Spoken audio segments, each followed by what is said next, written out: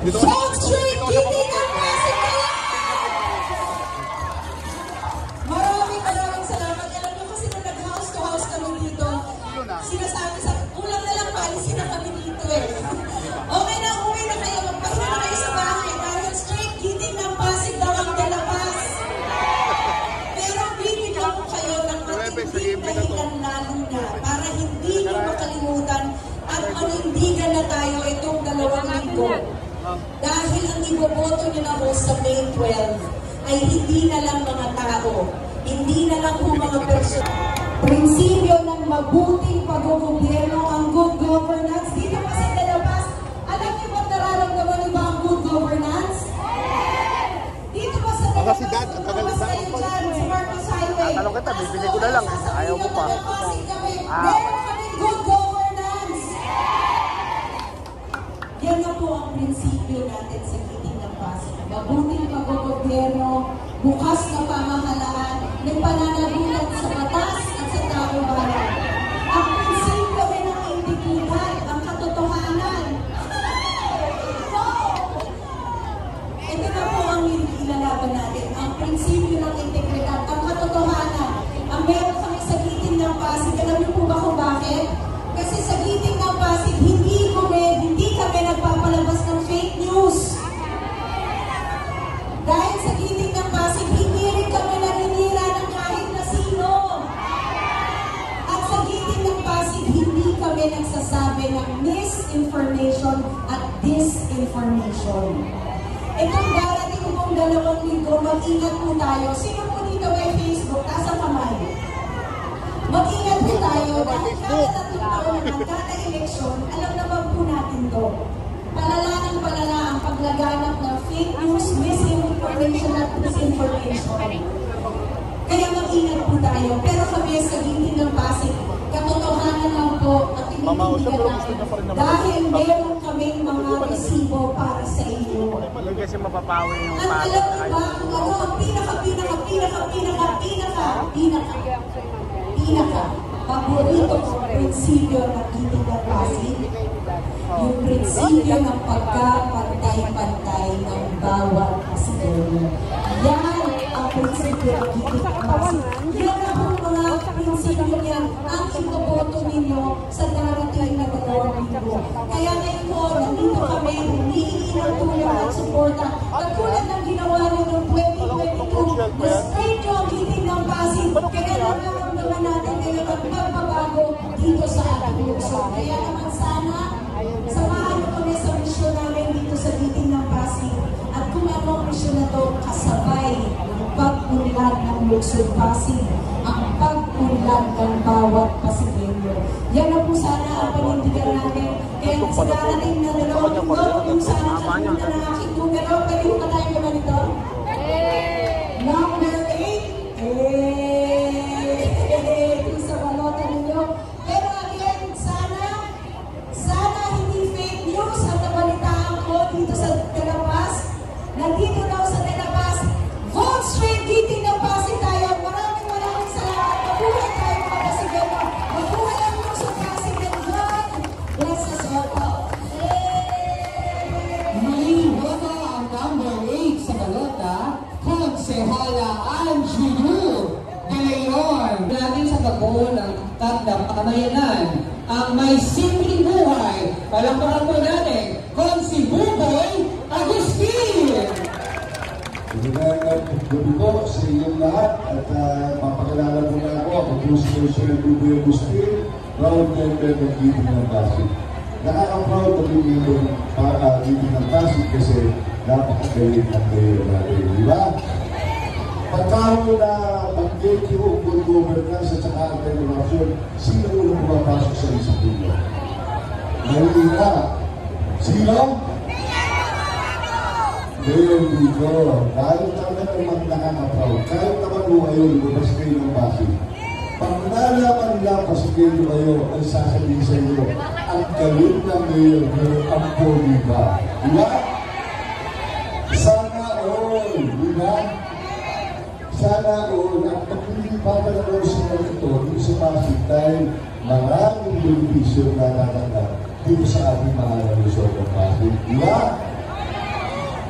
naman po ay yung pangarap ng bawat pamilya Pasig, yung pangarap po ng buhay. Pero bilang sa pusyal, gusto ko bang pataas ang antas ng bawat pangarap ng mga Pasigeno.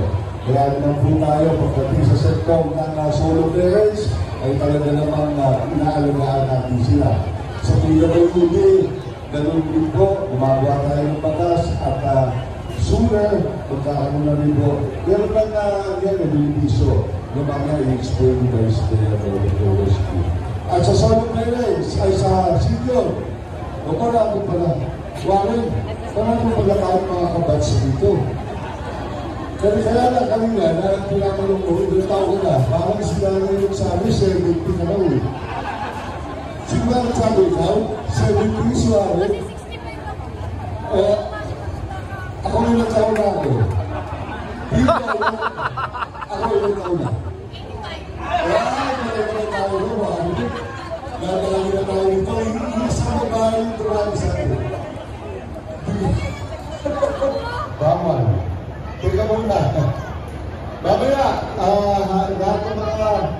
lahat ng mga senior, mamaya may class picture tayo, ha? Tayo, lahat ng senior, magpakuha tayo ng picture. Okay? Sige. Ano kayo views? Yes. Kayo mga gagawin natin views. Pero, bago ko magtapos, gusto ko muna ipaalala sa inyo yung ginawa natin batas na pinadali na natin yung pag-a-apply ng kuryente ngayon. Kasi for 20 years, 25 years, nakakita nyo ngayon dito na mga karamihan sa mga urban community sa atin, naka-submitted lang. Naka-illegal connection. Eh, bawal po yan. Kaya nga lagi nagkakasulog eh. Dahil sa submitted niya, sa illegal connection na yan. Kaya po, gumawa ang illegal na batas. Dahil pa sa kontrol ng April 2024, pinadali na po natin yung pag-a-apply ng kuryente. Ano na lang ang requirements? Ang requirement na lang po ngayon ay HOA certificate na member kayo ng samahan ng UMAO. So, ngayon po, proud ako sabihin sa inyo, napakarami na natin natulungan at ngayon, maliwanag na yung bahay nila. Kaya sabi ko sa kanila, yung mga natulungan natin, ilagay nyo lang sa puso ninyo, sa cellphone na yung skin, liliwanag ang buhay ninyo. Parang bulbulya. Diba? Bulbulya naman talaga. Kanina, hindi ba kayo kasi yung kay Boy? Ikaw si Boy? Ha? May kuryente na kayo. O sige, pero kung may kuryente, doon sa mga may kuryente na, baka tatanong din sa akin. Kung si Boy, nung muna, yung mga anak ko, sa akin na katula. Eh ngayon, nag-asawa na. Sa akin pa rin gusto tumira. Eh, pinigay ko sa akin yung second floor. Ang laki ng pinamayaman namin kuryente ko. At tanong po, pwede ba ako magdagdag ng metro? Additional meter? Ay sabi po, basta makita nyo na yung second floor yung meron sa akin yung planan papunta ng second floor. Hindi pwede yung pintuan, sala, tapos hagdan sa loob. Hindi. Kailangan ipakita nyo sa labas. Meron sa liling daanan. Pwede kayo mag-apply kung tulungan mo kayo kung paano gagawin ito. Halimbawa, isang bahay naman, hindi natin sa kita. Basta yung kalahati, yung sa kita, halong block siya or halong duplex. Gawa sa duplex. Walang pintuan. Pwede po yung mag-additional meter. No? Kung may takot pa kayo sa kuryente, sa application, at gusto namin kasi legal na koneksyon galing sa Meralco. Okay po yan? Magkita tayo. Mag-date tayo bukas. Gusto mo, kung may tanong ka sa akin, tulungan ko kagad. Bill? Mamaya, magpapicture tayo. Class picture, ha? So, yung parents. So, bago ko makalimutan, number po sa balota ay number 1. No? Ano number ko? 1! Diyan sa dulo. Ano number ko? 1! Dito po, ano number ko? 1! So, nung giving po tayo, sana po, straight giving ng Pasig. Magandang nalilo sa inyo lahat. Thank you po. Iboto ang number 1 sa balota, Consi Bugoy Agustin.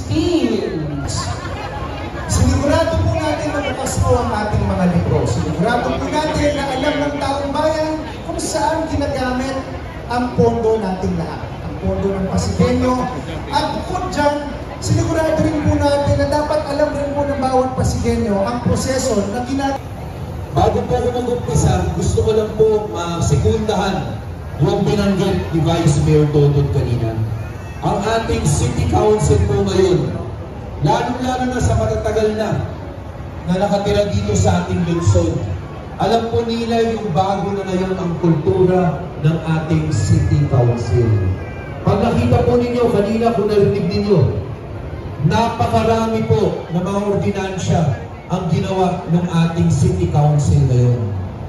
Pangalawa, katulad ng sinabi ni Vice Mayor Dodot, wala na pong dumadaan na pondo sa kamay ng kahit na sinong konsihal o ng Vice Mayor. Kaya sa totoo po, yung kultura ng ating City Council, napakaayos na po ngayon. Good governance na rin po ang kanilang pinapractice. Kaya Vice Mayor Dodot sa ating City Council, maraming salamat at congratulations po sa inyong lahat. Sa party ko po bilang congressman, ang pangunahing trabaho ko, magsulat ng batas.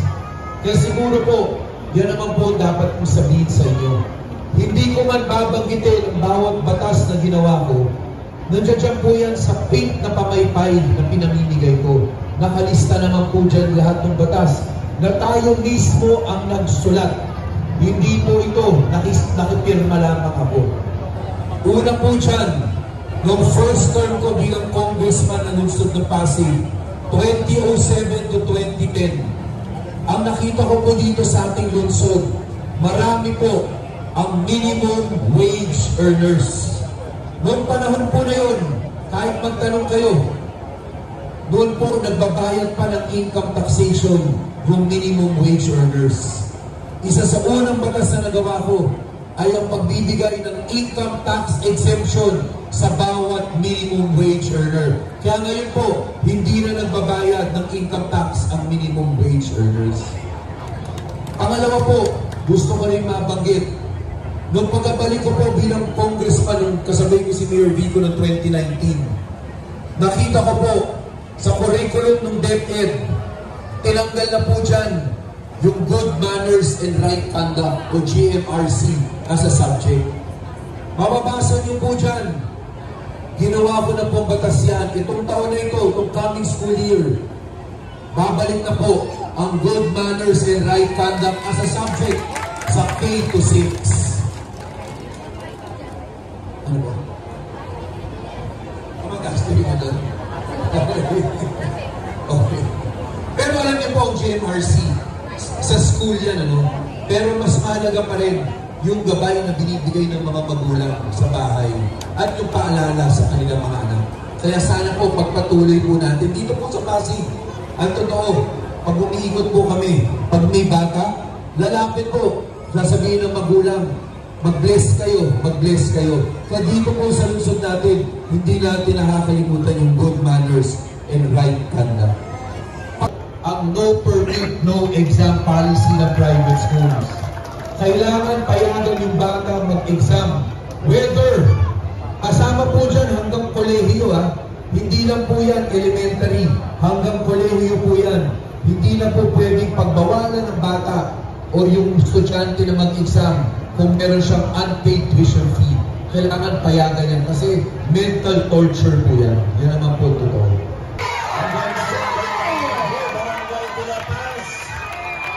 Mataas pa ba ang energy natin? Yung mga nandito sa unit, okay pa ba kayo? Kung napapagod na po kayo, sabihin nyo lang po, uwi na po tayo. Yung mga nandito sa bandang kanan, yung mga nakaupo, nasa VIP seats. Kayo po siguro yung mga anak kanina, no? Kaya nasa VIP seat po kayo. Kapakaw, magandang gabi po sa inyo. Maraming salamat. Nainitan po ba kayo? Kasi kung nainitan po kayo, sabihin natin kay Kapakaw, doon tayo sa loob. Mga nakagawad po na nandito, sa mga tumayo pa po, talagang nasa agad yung mga taga-BC, the Dream Homes, Park.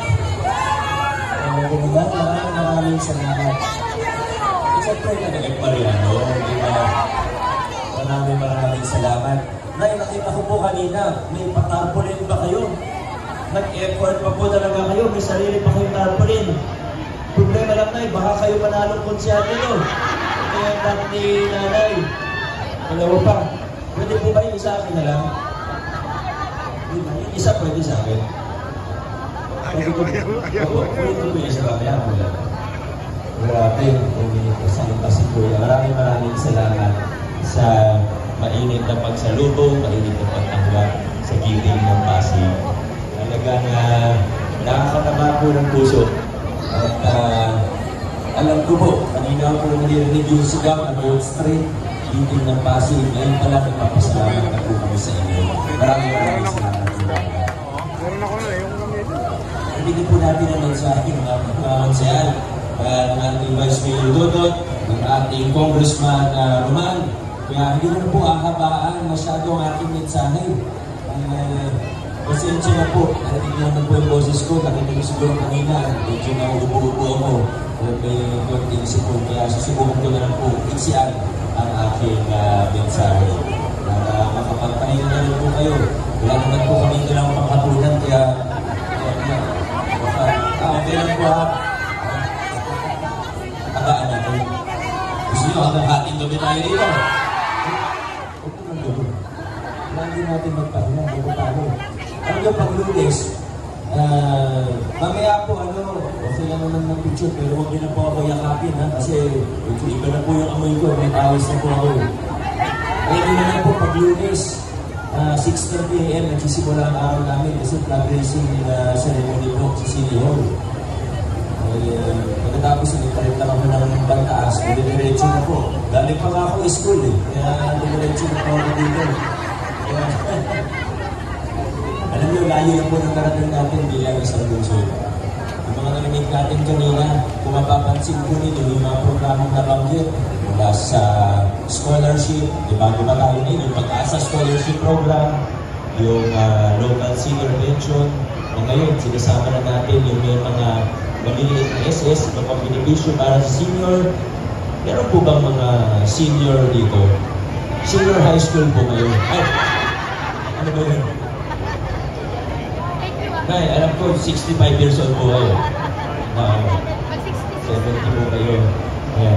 Sa seniors po natin, mapansin po natin, nag-expand po tayo ng benepisyo. Yung December, hindi po natin dinasal. Pero, nakuha po natin. Sige po, alam niyo, naalala ko yung noong 2019, meron tayong isang maliit na grupo ng senior citizen na nakakatanggap ng malaking allowance. 3,000 to 5,000 pesos. Sa 80,000 na senior citizen sa buong Pasig, nasa 300 plus lang sila na nakakatanggap ng ganitong malaking allowance. Sila po yung mga opisyales ng mga samahan sa ilalim ng federasyon. Ngayon, ang ginawa ko po, pagkatapos ng pandemic, tinanggal ko po yung tinanggalan ko sila ng allowance. Medyo nagalit po yung iba sa akin. Siguro naririnig niyo po yung iba kung ano yung sinasabi. Hanggang ngayon yung iba nagtatampo. Pero marami naman po sa kanila, nakaunawa na, naintindihan na kung bakit. Kasi sa totoo, minsan may mga desisyon tayo kailangan gawin na hindi ganun kadali. May mga desisyon tayo na alam natin kung ano tama, pero siyempre isipin mo rin kayo paano yung politika, isipin mo baka may magalit, may magkampo. Pero sa dulo, ako po yung naniniwala na kung tingin na tama ang isang bagay o isang desisyon, ano man ang tingin ng ibang tao, kailangan yun ang gawin natin. May nakatingin o wala, may nakakita o hindi. Popular man, o hindi gusto ng marami, kung tingin natin tama, titindig mo tayo, magdedesisyon tayo para sa kung ano ang tama. Hinagkab natin yung allowance ng ibang opisyalis ng senior, ng iba, nagkampo, nagalit. Pero alam niyo po kung bakit natin ginawa ito. Dahil ayaw po natin, ayoko po na may iilang na mas malapit sa kusina na mas maganda yung benepisyo na natatanggap mula sa pamahalaan. 80,000 ng senior, bakit 300 plus lang yun may napakalaking allowance? Ang ginawa po natin, pagtanggal ng allowance na yun, naglunsad tayo ng bagong programa. Ito po yung programa na tinatawag natin ngayon ng local senior pension. Kaya kung dati may 300 plus na nakikinabang sa 3,000 to 5,000 per month na allowance, ngayon po, 1,500 per quarter lang, pero ang nakikinabang po sa programa na ito ngayon ay nasa more than 20,000 senior citizens na po. Malaki na yung napagtagumpay natin. Nandito na po tayo sa ito ngayon na yung mga servisyo ng pamahalaan, pataas ng pataas ng antas. Yung mga programa, dalawa ng dalawa. Gaya ng local senior pension, ng scholarship para sa mga kabataan, yung social pension natin para sa PWD na bedridden, at marami pa po diba. Ito na po tayo ngayon, tinataguyod natin ang prinsipyo ng mabuting pamamahala at ginagandaan natin ang servisyo at programa ng ating pamahalaan. Sige, maliit na bagay, pero sa totoo malalim. Malalim yung pinanggagalingan natin. Nagsimula kami ni Kong Roman, pag naglalakad kami, minsan nagtatago yung ibang tao. Kasi baka mawalan daw ng scholarship, baka pag Pasko, yung samaan nila, mawalan ng bayo. Alam niyo na po yung pinagdaanan natin yun, pero nalagpasan na natin. Ang lahat na yan. Ito na po tayo ngayon. At kaso lang, sa kasamahan, sa bawat pagbabago, kahit anong liit na pagbabago, hindi po may iwasan na may ilan po talagang tututol. May iba na ahadlang, aharang, iba na nangutami pa. Ayaw ng pagbabago, kahit alam nila siguro sa sarili nila, sa puso nila, makalang nila maganda. Yung pagbabago, alam naman nila na totoo yung tinanggal natin yung kickback, tinanggal natin yung korupsyon. Alam naman po nila sa puso at sa isip nila na totoo yun. Kaso lang, baka hindi nila makalikuran, baka gusto nila bumalik tayo sa lumang kalakaran kasi mas nakikinabang sila doon sa mga lumang kalakaran. Hindi po, tandaan po natin, hindi po milyon lang ang pinag-uusapan natin, kundi bilyon-bilyon piso. Isipin niyo po, kung 22 billion na ang budget natin ngayon, kung kalahati dyan, dumadaan sa procurement, sabihin na natin 10 billion. Eh, kung 20% yung kickback, kung 30% yung kickback, 2 billion, 3 billion pesos na po kagad. Cash, ito kalakaran. Kung marinig niyo po magkwento si Mayor Benji Magalo, kung nasa TikTok o Facebook po kayo, diba, kinakwento niya yung mga kalakaran sa gobyerno. 20%, 30%, pero kaya siyang kinikwento, maabot na ng more than 50% sa ibang proyekto. Kung sa 10 billion na lang, 2 billion, 3 billion, cash ang pinag-uusapan natin. E kung para sa isang cellphone, para sa 5,000, merong mga-hold up, may gagawa ng hindi maganda. Ano pa kaya kung para sa 2 billion, 3 billion per year? Kaya, mga kaibigan, ang punto ko lang naman ito, ay huwag tayong magulat kung may iilan. Hindi naman sila ganun karami, pero huwag tayong magulat kung may iilan. Lahat ng gawin ng lahat, kulang na ibenta ang kaluluwa para sa posisyon. Huwag tayong magulat kung may nangungumunan ng hindi lang milyon, kundi bilyon din para magkaroon ng posisyon sa gobyerno. Huwag po tayong magulat. Dahil alam naman po natin, hindi natin kailangan mag-ingenyo para mag-intindihan po bakit. Kita naman natin sa style, sa galawan, sobrang laking gumastos pag malapit ng eleksyon. Ito yung masamang siklo na sa matagal na panahon na-trap po tayo bilang mga Pilipino. Pero tayo sa Pasig, ang magandang balita ay napulot na natin yung masamang siklo na yun. Parang mahirap din maniwala, di ba? Lahat naman tayo, mga mamamayang Pilipino, pag narinig natin pangako ng politiko, hirap maniwala. Kasi napakadali naman ng mangako. Laway lang ang puhunan. Pwede nang ipangako ang langit at lupa. May naririnig pangako eh. Minsan, siyempre, minsan nababalitaan ko rin yung pangako ng ibang mga politiko. Anong mga ipapagawa, papatayo, dodoblihin yung ganyan. Diba lahat pwedeng sabihin eh.